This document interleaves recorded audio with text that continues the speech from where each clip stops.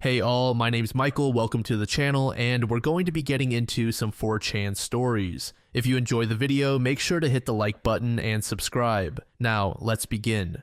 Be me, 35, senior accountant at a mid-sized firm downtown, married to Emma for 5 years. Met at my cousin's wedding reception back in 2018. She's a physical therapist, absolute knockout, red hair, quick wit, always knew how to break the ice. I'm the quiet spreadsheet guy who prefers financial statements to small talk. Never thought I'd land someone like her. Honestly thought she was pranking me when she gave me her number. We dated 2 years before I popped the question in a snowy park during Christmas 2020. She said yes immediately, cried happy tears, felt like I won the lottery. We had a courthouse ceremony in January 2021 because she said big weddings were a waste of money. I thought that was refreshingly practical at the time. Now I wonder if she just didn't want the commitment ceremony. We moved into a tidy fourplex in a quiet suburb and split rent and bills evenly like responsible adults. Our routine felt perfect. She'd hit the gym after work, I'd cook dinner and prep lunches. Weekends meant hikes in the hills, Sunday farmers markets, movie marathons, and sweatpants. She'd massage my shoulders while I worked on quarterly reports. I felt like we had a real partnership.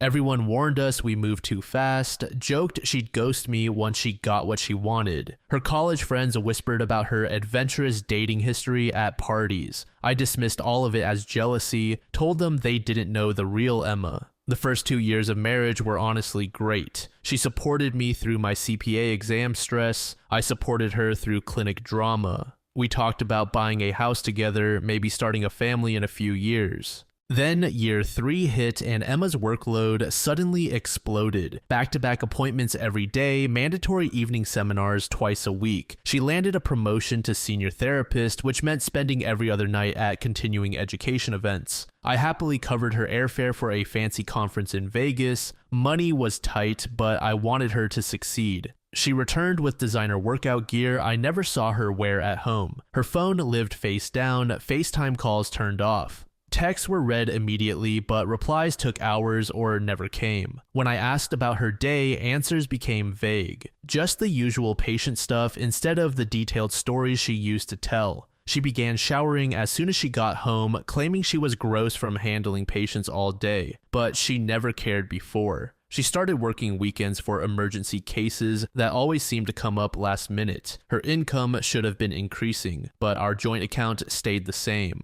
My accountant brain noticed the odd details. Hotel receipts in her purse from downtown boutique hotels, valet parking stubs for areas she had no business being, credit card charges for expensive restaurants I'd never been to, new perfume she never wore around me, lingerie purchases I never saw her in. One Friday, I decided to surprise her with lunch at her office seminar. I drove to the address she gave me, only to find a chic co-working lounge with no such event. I felt like a complete fool and drove home in crushing silence. That weekend, Emma acted completely normal, describing her productive seminar with rehearsed details. A couple weeks later, I found a gym membership bill from a high-end fitness studio 20 miles away. When I asked, she claimed it was closer to some house call patients. My bullshit detector went off, but I didn't want to be the paranoid husband. I began secretly cataloging her lies in a private journal, one entry per suspicious event. Time she claimed to be working versus when she actually came home.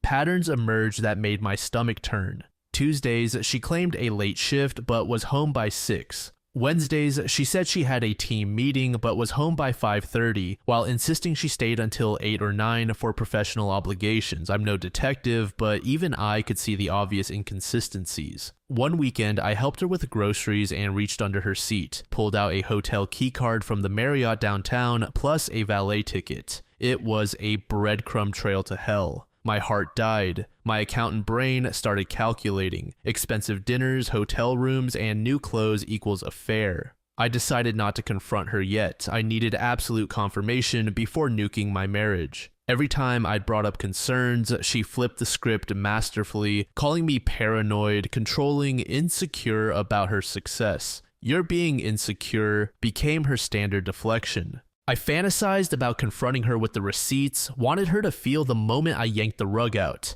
Plan initiated, I ordered a small GPS tracker online. Once it arrived, I attached it under her car's rear bumper during her morning shower routine, calibrated the tracking app on my phone, and tested it by following her to actual work. Next Friday, she came home looking like she was attending the Met Gala. Last-minute dinner with a potential new clinic partner, she said, kissed my cheek, and left without looking back. I watched her tracker in real time. She headed downtown, not toward any medical district, but to an upscale cocktail lounge by the marina. I drove there, parked across the street like a stalker, and scoped the scene. Through the window, I saw her seated with Chad Supreme. Tall, sharp suit, gym face, expensive watch, perfect hair. They shared appetizers and laughed intimately. He slid a champagne glass toward her. She giggled and touched his hand. She did that flirty hair flip thing I hadn't seen since we were dating. After 2 hours, they walked toward his luxury car together. I didn't follow them to wherever they were heading. I had seen enough. I felt nothing but cold clarity, as if someone had unplugged my emotions entirely. I drove home in complete silence, no music, no crying, just processing. I didn't confront her, no dramatic parking lot screaming match like in movies.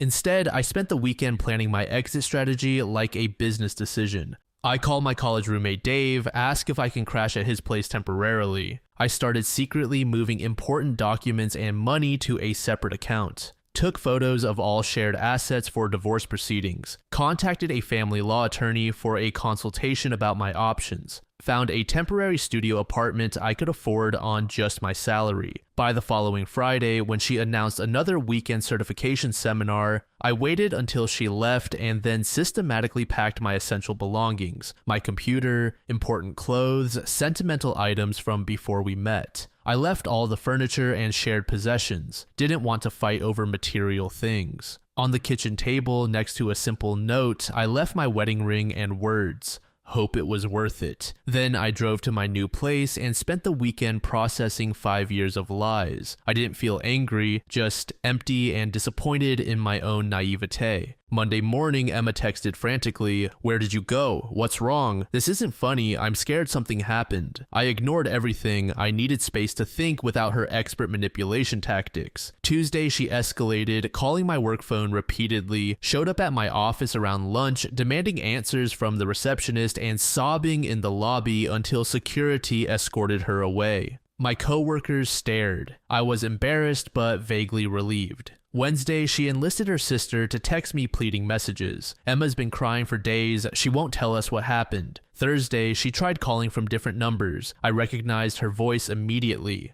Friday, I finally sent one text. "I know about your downtown hotel meetings." Silence for 3 days, then her flood of messages. Long messages about how it just happened and didn't mean anything serious. Claims he was just helping her through personal issues I wouldn't understand. Classic cheater deflection, somehow making it about my inadequacy as a husband. Offers to go to counseling, cut all contact with him, move to a different city. Promises to be completely transparent, give me access to all her accounts. But the damage is irreparable, and I can't trust a single word she says anymore. I filed divorce papers the following week with my attorney. Emma contests everything, tries to claim I abandoned the marriage without cause. She wants half my retirement account in alimony, despite making decent money as a therapist. She claims I was emotionally distant and forced her to seek connection elsewhere. Fortunately, my documentation helps. Location logs, receipts, inconsistent schedules. Her inability to explain the hotel visits and expensive dinners destroys her credibility.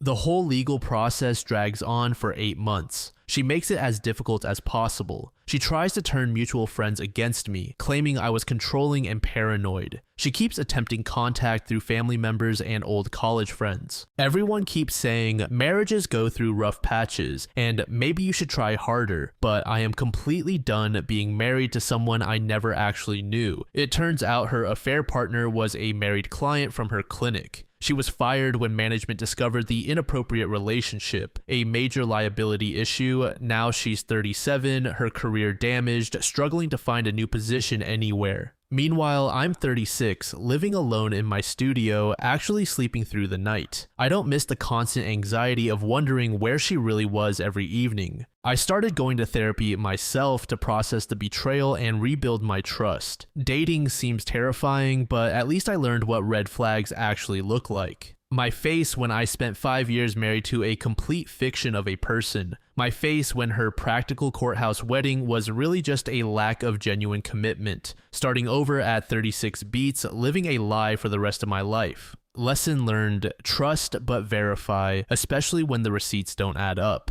GPS trackers and spreadsheet analysis beat blind faith every time.